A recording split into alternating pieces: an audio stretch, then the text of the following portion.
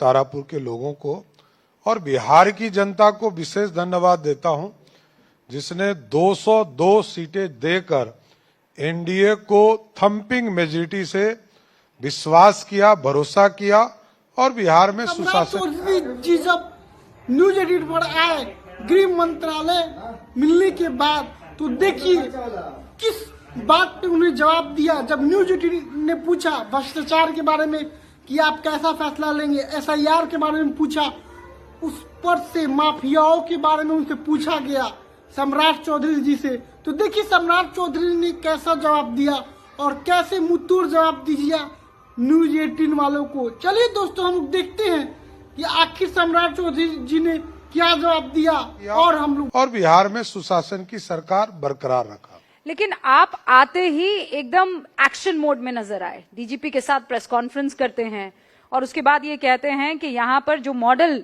हम लेकर आएंगे उस मॉडल में बच्चियों को सुरक्षा मिलेगी, क्योंकि चुनाव के ऐन पहले जंगल राज का मुद्दा वो एनडीए को लेकर बड़ा सता रहा था और शायद यही वजह है कि आप। भूमिका जी, मैं फिर बोल रहा हूं, हमको तुलना तो करनी होगी ना। जब तक अंधेरी रात नहीं देखा होगा लोग, तब तक उसको सुबह का आनंद कैसे आएगा। इसलिए जंगल राज से तुलना करते हैं कि 2005 के पहले की सरकार और आज की सरकार की तुलना किया जाता है कि नीतीश कुमार जी और लालू जी के राज का फर्क समझना चाहिए। और आज बिहार में सुशासन है, इसे कोई डिफर नहीं कर सकता है। बिहार रात के 12 बजे भी आप आराम से घूमिए, आपको कोई छूने वाला नहीं मिलेगा। लेकिन इन्हीं चुनावों में हमने देखा पटना में गोलियां चली थी। देखिए, दो चीजों पर आप जा रहे हैं। मोकामा में गोलियां चली थी। नहीं, वो अपराध व्यक्तिगत हो सकते हैं, व्यक्तिगत लड़ाई हो सकती है, लेकिन किसी भी हालत में ऑर्गेनाइज क्राइम बिहार में नहीं हो सकता है। मैं बार बार कहता हूं, ऑर्गेनाइज क्राइम अलग है, व्यक्तिगत झगड़े अलग है। सब लोगों ने देखा है, वो जांच का विषय है, चल रहा अभी है। और जिनके ऊपर आरोप लगे वो जेल के अंदर भी है, ये सब लोगों ने देखा। पर वो चुनाव जीत भी गए। वो जनता का आशीर्वाद है, वो हमारा आशीर्वाद से ज्यादा जनता तय करती है कि कौन चुनाव जीत कर जाए। अभी साबित होना कि वो निर्दोष है कि दोषी है, ये पुलिस को करने दीजिए। पर सम्राट जी, यहाँ पर कौन सा मॉडल लागू होने वाला है? जब आपने यहाँ सुशासन मॉडल ही चलेगा। लेकिन ये जो सुशासन आप बात कर रहे हैं, आप नीतीश बाबू की तरफ इशारा कर रहे हैं। नहीं, नीतीश क्योंकि जी ने, लोग आपके एक्शन को एकदम कंपेयर कर रहे हैं योगी मॉडल से। नहीं, योगी जी संत भी हैं और एक उत्तर प्रदेश के बड़े राज्य के मुख्यमंत्री भी हैं। यहाँ कॉपी पेस्ट का बात नहीं है। इशू है कि बिहार के लोकप्रिय मुख्यमंत्री नीतीश कुमार जी लगातार सुशासन से बिहार चलाते रहे हैं और बिहार में अपराधी कोई भी हो, आपने देखा होगा 2005 से 2013 के बीच में जब स्पिरिट ट्रायल बिहार में चल रहे थे, सभी लोग जेल के अंदर थे। तो जेल के अंदर डालना, बिहार में सुशासन स्थापित करना, और इसलिए मैंने आग्रह किया सार्वजनिक मंच से कि जो अपराधी हैं वो बिहार छोड़ दें, उनके लिए ज्यादा अच्छा है। हाँ, तो ये जो भाषा है वो योगी आदित्यनाथ की याद दिलाती है। नहीं, महाराज जी, बुलडोजर चलाना महाराज जी की याद दिला रहा है। महाराज जी, रोमियो स्क्वाड जो है वो महाराज जी की याद दिला रहा है। अब मैं बता रहा हूं कि बिहार में जो हमारी बहनें कॉलेज जाती है, उसका सुरक्षा करना हमारा काम है कि नहीं? कोई यदि छेड़खानी कर रहा है तो उसका भाई गृह मंत्री है, तो किसी भी हालत में जो छेड़ने का प्रयास करेगा उसको जेल के अंदर डालने का भी सरकार काम करेगी। आपके पास गृह मंत्रालय आया है, लोग ये चर्चा कर रहे हैं कि ये मंत्रालय तो कभी मुख्यमंत्री के पास से गया ही नहीं, सम्राट चौधरी के पास ये कैसे आ गया? नहीं, नीतीश जी का विशेष आशीर्वाद मिला कि गृह मंत्री के तौर पर काम कर रहा हूं। ये नीतीश जी के अधिकार क्षेत्र का मामला है। वो जिस विभाग को देंगे वो विभाग उनके मंत्री यूज करेंगे। तो नीतीश जी ने आपको दिया या आप लोगों ने नीतीश जी से ले लिया? नहीं, नीतीश जी मुख्यमंत्री हैं, वो जिसको जो विभाग देंगे वही लेगा। लेकिन ऐसा कह रहे हैं सम्राट जी कि अदला बदली जो हुई है कि फाइनेंस उनके पास गया और होम मिनिस्ट्री आपके पास आई है, ये आगे फ्यूचर की राह आप लोगों के लिए नहीं, नीतीश clean करने कुमार की जी बात के है। सहमति से कोई काम हुआ, ये मैं बार बार कह रहा हूं। भारतीय जनता पार्टी और जनता दल यूनाइटेड, लोजपा और उपेंद्र जी की पार्टी और जीतन राम मांझी जी की पार्टी, पांचों पार्टी मिलकर पांडव बनकर कौरव को हराया, तो पूरी तरह पांडव बनकर ही बिहार में सुशासन स्थापित करने का काम करेंगे। जब सीनियर गृह मंत्री यानी केंद्रीय गृह मंत्री आए थे, तब उन्होंने कहा था कि आप इनको जिता दीजिए, हम इनको कुछ बहुत बड़ा देने वाले हैं। वो बहुत बड़ा गृह मंत्रालय ही था या इससे भी हमें बड़ा नहीं है, पता है, हमें और को आप तो, बता नहीं रहे हैं। हमको तो दायित्व मिलते रहते हैं। मैं विरोधी दल का नेता बना, अध्यक्ष बना, पार्टी ने 2-2 बार उप मुख्यमंत्री का मौका दिया, यही मेरे लिए जीवन का बहुत बड़ा पार्ट है। लेकिन पार्टी का निर्देश मानना ही भारतीय जनता पार्टी के कार्यकर्ता का काम है। क्या आप भावी मुख्यमंत्री हैं बिहार के? मैं सपना नहीं देखता हूं। ये सपना हकीकत में हो सकता है तब्दील? पार्टी का नेतृत्व, और आज तो मैंने कहा वैकेंसी ही नहीं है। मैं चुनाव के पहले लोगों को कहता था कि वैकेंसी नहीं है, तो लोगों को लगता था कि क्या बोल रहे हैं। मैं कहता था कि 200 सीटें जीतूंगा, तो लोग कहते थे कहां से ये बात बोल रहे हैं। 200 सीटें भी जीता और बिहार के मुख्यमंत्री नीतीश कुमार जी बने, ये भी जनता ने देखा। देखिए, ये बात तो सच है कि पहले विपक्ष ने कहा बार बार आप पर, हम भी आपके पास आए थे, आपसे ये सवाल पूछा था, तो आपने यही जवाब दिया था कि कोई वैकेंसी नहीं है।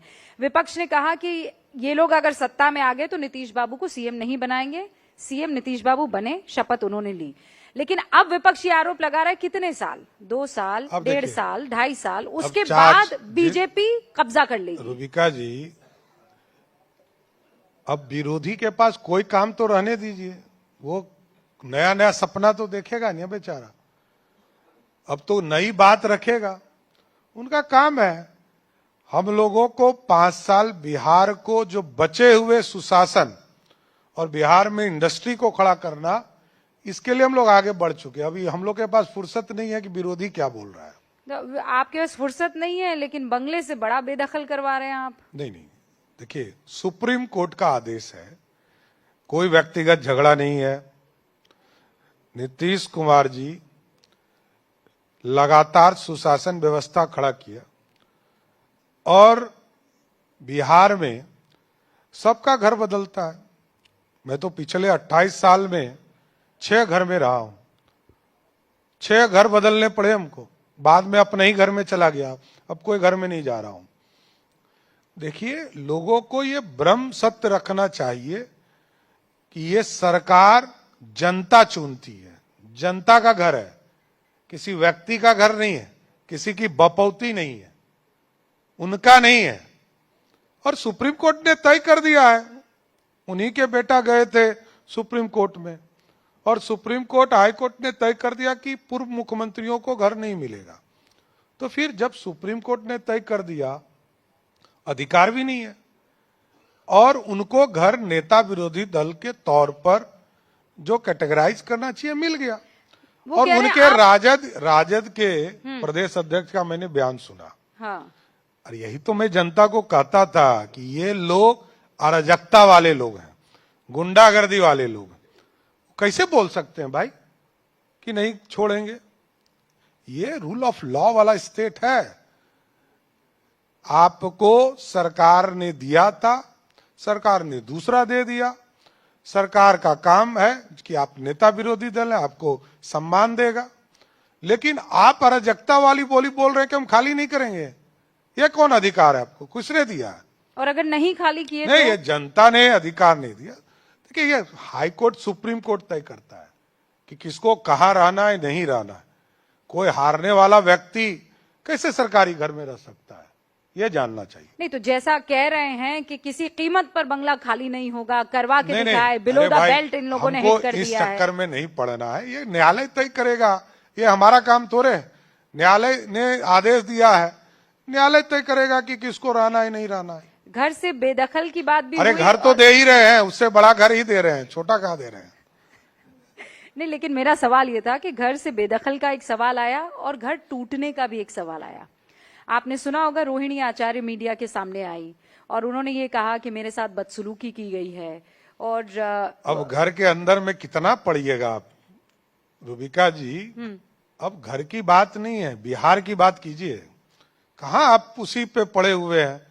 वो लोग वही करते रहेंगे, उनके पास कोई दूसरा एजेंडा नहीं है।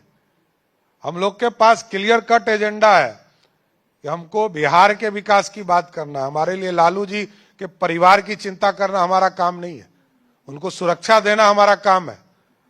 उनको कोई गड़बड़ नहीं हो इसकी चिंता सरकार करेगी, लेकिन किसी भी हालत में हमारी चिंता नहीं है कि लालू जी के परिवार में बेटा क्या बोल रहा है, बेटी क्या बोल रही है। हमारा काम है बिहार में सुशासन और बिहार को रोजगार के क्षेत्र में अपार संभावनाओं के साथ आगे बढ़ना। तो आपका रोड मैप एकदम तैयार है? हम लोगों ने संकल्प लिया है, 25 एजेंडा के साथ हम आए, जनता के बीच में गए, जनता ने भरोसा किया और उस पर काम करना है। अब बड़ा सवाल ये है कि आप नौकरियां कहां से लेकर आएंगे? नहीं, नौकरियां तो मैंने कहा ही है कि देखिए, कोई सरकारी नौकरी बिहार की जनता को एक पार्टी के नेता ने कहा कि हम 2,70,00,000 लोगों को सरकारी नौकरी देंगे। जनता ने भरोसा नहीं किया। जनता ने भरोसा किया कि 1 करोड़ लोगों को हम सरकारी नौकरी और रोजगार देंगे। जिस तरह पिछले साल पिछले गवर्नमेंट में हम लोगों ने कहा था कि 10 लाख सरकारी नौकरी और 10 लाख रोजगार देंगे, दिया 52 लाख लोगों को सरकारी नौकरी और रोजगार। इस बार 1 करोड़ लोगों को देने का संकल्प है और इस बार हमारा टारगेट है, सबसे बड़ा टारगेट है कि सुशासन के साथ यहां इंडस्ट्री खड़ी हो, रेवेन्यू यहां हो, रेवेन्यू जनरेट हो और इंफ्रास्ट्रक्चर का जो काम बचा है उसको हम पूरा करें। इंफ्रास्ट्रक्चर, रेवेन्यू, रोजगार, ये 3 मुद्दे तो आप बता रहे हैं, लेकिन भ्रष्टाचार से कैसे डील करेंगे आप? नहीं, भ्रष्टाचार जिसके ऊपर ये लगातार आप देखते होंगे, कल भी ईडी ने कार्रवाई किया, आज भी ईडी ने कार्रवाई किया। विजिलेंस, हमारा स्टेट विजिलेंस चुनाव के दौरान भी लोगों को गिरफ्तार करते रहा। कल भी आपने देखा होगा रोसड़ा के पदाधिकारी पे कार्रवाई। हम लगातार कार्रवाई कर रहे हैं और जितना 1947 से लेकर 2005 तक गिरफ्तारी और कार्रवाई भ्रष्टाचार पे नहीं हुआ है, उससे अधिक कार्रवाई आज के तारीख में हो रहा है। क्योंकि भ्रष्टाचार का मुद्दा उठा है, आप भी जानते हैं आपके ऊपर प्रशांत किशोर ने तमाम तरीके के आरोप लगाए, अपराध को लेकर, भ्रष्टाचार को लेकर आपको कटघरे में खड़ा किया गया। उसके बावजूद आपने चुनाव लड़ा, चुनाव जीते और अब आप गृह मंत्री हैं प्रदेश के। क्या आप किसी तरह का कोई एक्शन लेंगे? नहीं, या फिर इग्नोर कर देंगे? मेरा स्पष्ट मानना है, मैं स्पष्ट तौर पर सबको कहता हूं कि कोई भी डॉक्यूमेंट्स हो तो उसको जनता के बीच में रखना चाहिए और मैं स्पष्ट बोलता हूं कि मेरे ऊपर किसी तरह का भी कोई आरोप साबित करेंगे तो मैं राजनीतिक तौर पर पूर्ण रूप से संन्यास ले लूंगा। कहीं कोई ये मामला ही नहीं हो सकता है। जिस मामले में 1998 में बाइज्जत बरी कर दिया गया हो और वो पॉलिटिकल केस था, शुद्ध पॉलिटिकल केस, लालू यादव की सरकार ने, मैं विधानसभा के अंदर बोलता रहा हूं, ये तो अभी लोग आए हैं वो लोग अपनी बात रख रहे हैं, लेकिन मैं तो विधानसभा के अंदर लालू जी के परिवार के लोगों को बताते रहा हूं कि मेरे को 95 में लालू प्रसाद जी ने पॉलिटिकल केस में यातना जेल में डाला और वहीं से राजनीति में आया। उसने तो राजनीति में भी नहीं आता, दूर दूर तक राजनीति में नहीं आता।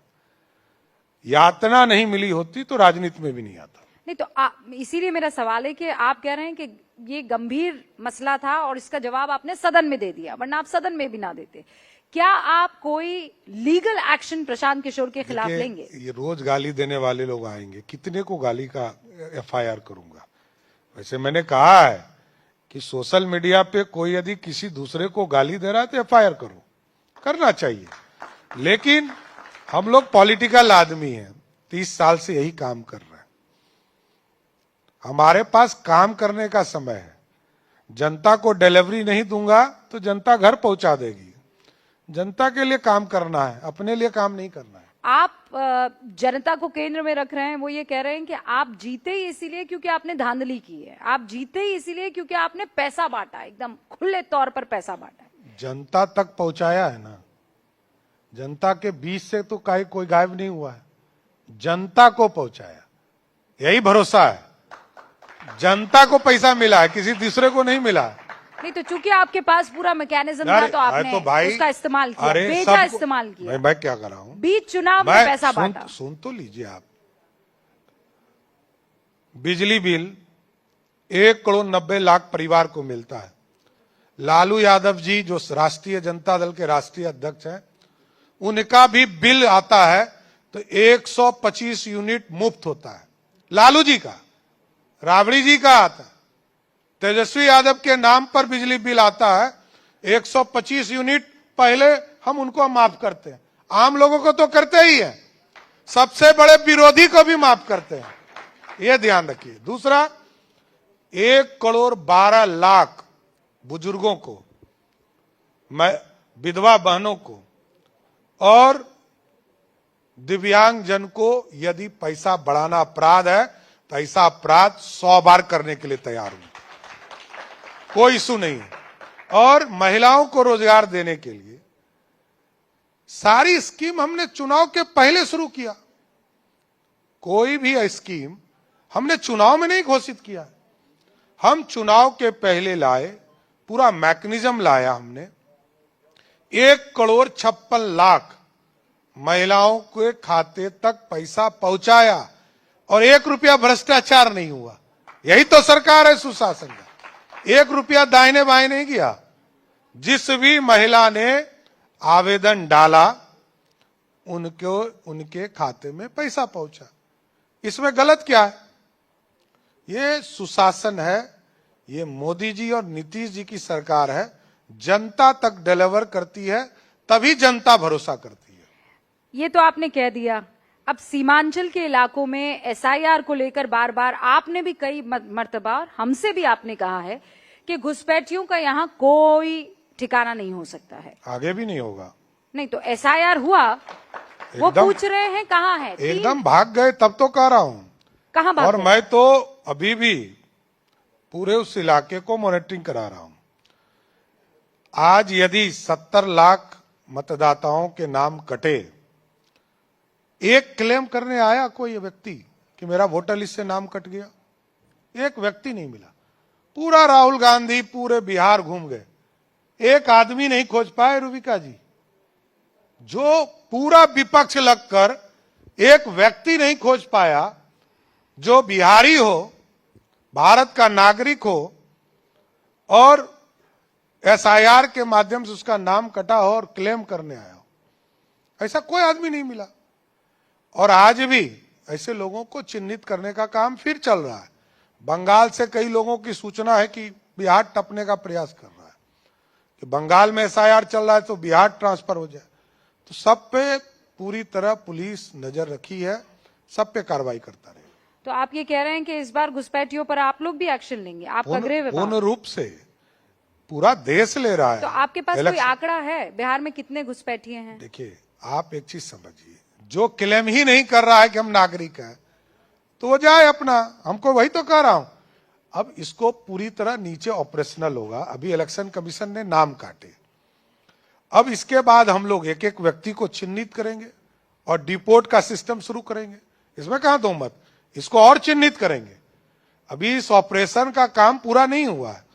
अब एसआईआर सरकार बन गई, अब इस काम को आगे बढ़ाएंगे और एक एक लोगों को, एक एक हाउस होल्ड को चिन्हित करके जो लोग भी घुसपैठी होंगे उसको डिपोर्ट करके विदेश मंत्रालय को देकर बाहर करेंगे। ये कह रहे हैं एसआईआर से आप लोगों को बड़ा फायदा हो रहा है। आज एआईएमआईएम के कई समर्थक यहाँ पर आए थे, प्रवक्ता भी आए थे, उसमें से एक ने ये कहा कि आप एसआईआर के बहाने, घुसपैठियों के बहाने मुसलमानों को टारगेट कर रहे हैं, उनको निशाना बना रहे हैं। नहीं, मुसलमान हमारे एनडीए से जीत कर आया है, ये आप समझ लीजिए। एनडीए में चुनाव जीत कर आया।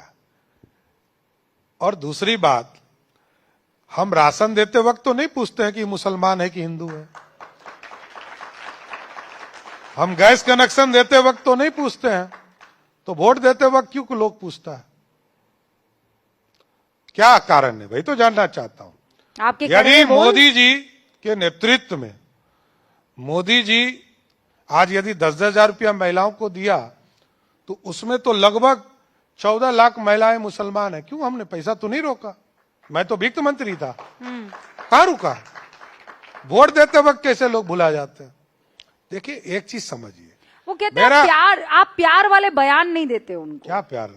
आप ना तीखे बयान देते, उनको नाराज कर देते। प्यार वाले बयान दीजिए ना। मैं भारत का नागरिक हूं। हाँ, भारत में राम के वंशज हैं। हमारे पूर्वज और उनके पूर्वज एक ही हैं। उनको नहीं पता है तब तो नहीं पता। मेरे पूर्वज भी राम हैं, उनके भी राम पूर्वज हैं। नहीं तो इंडोनेशिया चले जाइए, सबसे बड़ा मुस्लिम कंट्री, वहां तो सबसे ज्यादा राम की ही पूजा होती है। तो भाई ये कौन सा मैकेनिज्म है? मेरा यह स्पष्ट मानना है, भारत का नागरिक वो भारतीय है, हिंदू हो, मुस्लिम हो, सिख हो, ईसाई हो। वोट किसको कौन दे रहा है इससे मेरा काम नहीं है। मेरा काम है डेवलपमेंट का काम करना, जनता के बीच में डिलीवर करना। आज मोदी जी और नीतीश जी के नेतृत्व में ना धर्म पूछे गए, ना जात पूछे गए, सबको विकास के काम किए गए। सड़कें बनाई गई तो कभी नहीं पूछा गया कि किस कम्युनिटी के गांव में पहुंचाया जा रहा है। बिजली लगाया गया तो कभी नहीं पूछा गया। गैस कनेक्शन दिया गया, अनाज देते वक्त कभी नहीं पूछा जाता, आगे भी नहीं पूछा जाता। तो मुसलमान आपको वोट क्यों नहीं करता फिर? अब देखिए, मेरा ये मानना है कि हमको सभी लोगों ने वोट दिया, अब आप इसको तोड़ रही हैं। मेरा मानना है कि बिहार की तमाम जनता ने वोट ये किया। तो बहुत ही मासूमियत वाला आपका मानना है। नहीं, कैसे नहीं मानना? मैं तो मुस्लिम गांव में ही पैदा लिया हूं, काहे आप चिंता कर रही है? मैंने अली बे से पहले किया है, बाद में क ख और अ किया है। वाह तो सम्राट जी, ऐसा नहीं है। लेकिन आप समझिए कि गृह मंत्री बनते ही जो प्यार के 2-2.5 आखर आपके मुंह से बिखर रहे हैं। नहीं, मैं क्या कह रहा हूं, मेरा कहना है कि बिहार की जनता या देश की जनता कौन किसको वोट करता है ये उनका विषय है। लेकिन भारत के निर्माण में मोदी जी और नीतीश जी लगे हैं, बिहार के निर्माण में नीतीश जी लगे हैं। तो इसलिए दोनों व्यक्ति के डिलीवर पर जनता वोट करती है और करती रहेगी। बिहार का भविष्य आप कैसे देख रहे हैं? एकदम स्वर्णिम काल, अगला 20 साल देश का सबसे अच्छा राज्यों में से एक राज्य है। आरजेडी का भविष्य कैसा देख रहे हैं आप? आरजेडी का भविष्य तो दिख ही रहा है। देखिए, मैं बार बार कहता रहा, कोई मानता नहीं है। लालू जी या उनका परिवार 15 साल बिहार के पूरे चीजों का खा गया। भ्रष्टाचार जीवन में जब भी किया तो सिर्फ भ्रष्टाचार किया। लालू जी हो, लालू जी का परिवार हो, जनता सब जानती है। जनता को बताने से ज्यादा वे स्वयं लोग जान रहे हैं। नई पीढ़ी जब वोट देने जाती है तो उनके माता पिता ही बताते हैं कि मैंने कैसा जीवन जिया है। इसलिए बिहार की जनता बहुत होशियार है। बिहार की जनता बिहार में विकास को लगातार आगे बढ़ाना चाहती है, इसलिए एनडीए की सरकार चुना है। आप ये कहना चाह रहे हैं कि राहुल और तेजस्वी बाबू की जोड़ी बिहार को पसंद नहीं आई? राहुल कोई फैक्टर ही नहीं है। अरे भाई, इन लोगों के 1300 किलोमीटर की यात्रा की है वोट चोरी पर। अरे वो ठीक है, वो तो पिकनिक मनाने आए थे बेचारा, अच्छा वैन लेके आए थे। अब दूसरी बात, जहां तक आपने कहा राहुल गांधी या ये दोनों, तो पूरा भारत देख रहा है। भारत को यह बताने की जरूरत है कि राहुल गांधी जी के माता जी 10 साल सुपर पावर रही भारत की। प्रधानमंत्री को कहती थी खड़ा हो जाते। प्रधानमंत्री जी को कहते थी बैठ जाओ, बैठ जाते थे। बोलने कहती थी बोलिए, तो बोलना शुरू करते थे। बेटा ऑर्डिनेंस बिल को फाड़ देता था, बिल ही फाड़ देता था। ऐसा राजशाही था। उनके पिताजी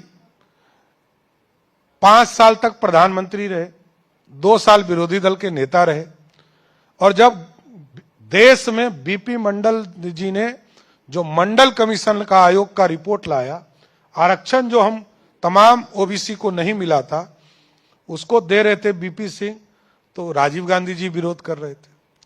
उनकी दादी श्रीमती इंदिरा गांधी 13 साल तक प्रधानमंत्री रही देश की।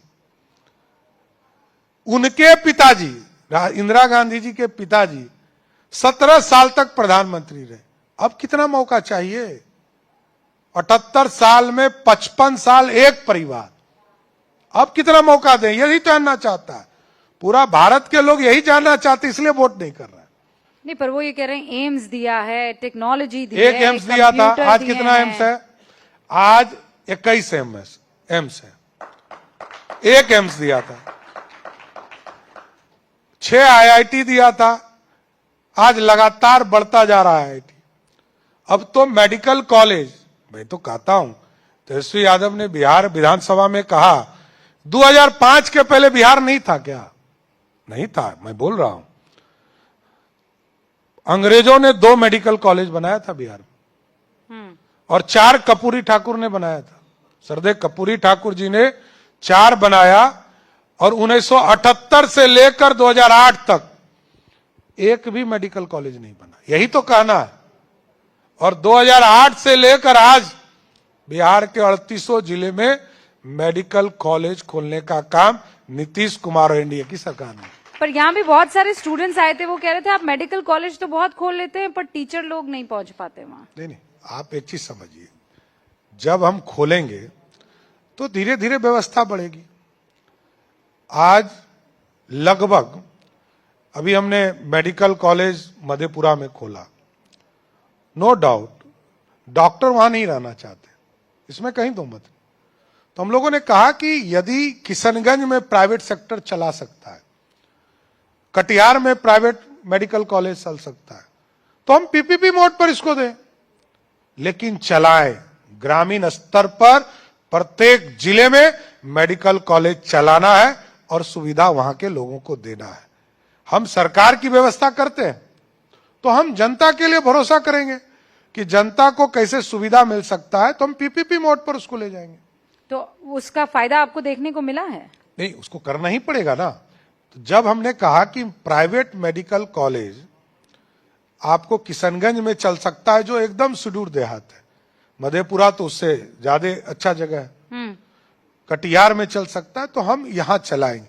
तो हम लोगों ने इसका ऑफर किया है, जैसे ही कोई लोग आएंगे उनको हम लोग इससे एडजस्ट करने का। तो फिर उसके बाद आप पर आरोप लगेगा कि आप प्राइवेटाइजेशन कर रहे हैं। अब देखिए, आप जिसको जो बिजनेस मॉडल समझना को पूरा है, बिगाड़ रहे हैं। अब समझना है, बिहार के विकास के लिए कदम तो बढ़ाना पड़ेगा, उद्योग के बड़े लोगों को बिहार लाना पड़ेगा, और 1,80,00,000